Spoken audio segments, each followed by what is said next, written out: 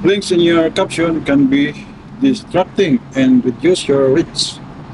Guys, ito yung patunay na kapag naglagay tayo ng mga links sa ating mga caption, sa ating mga videos, mga content, so magkakaroon ito ng distracting or reduce reach.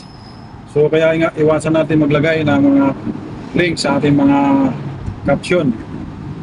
Hindi ko naman sinabi na bawal tayo maglagay, lalo na kung invited ka na dito sa affiliate partnership. Konektado ito sa Shopee.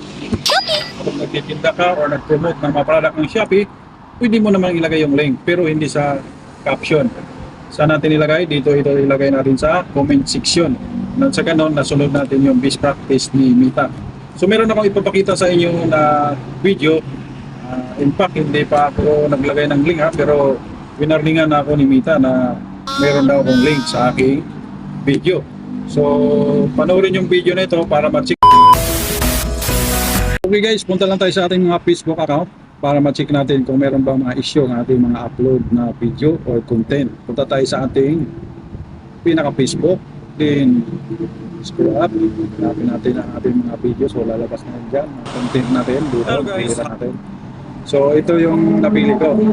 Check natin ito kung goods ba.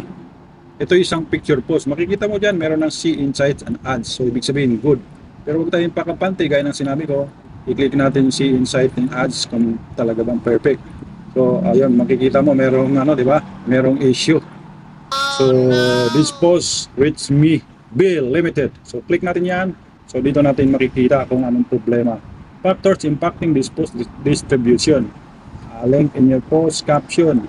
So imagine wala pa akong link na nilagay sa aking caption. So nagkakaroon ako ng ganito.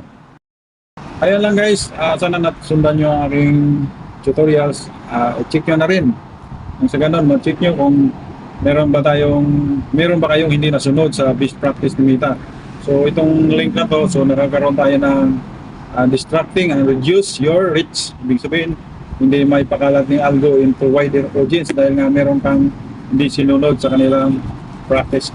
So sana may nakuha kayong idea or kaalaman dito sa aking content. Thank you for watching. Have a good day.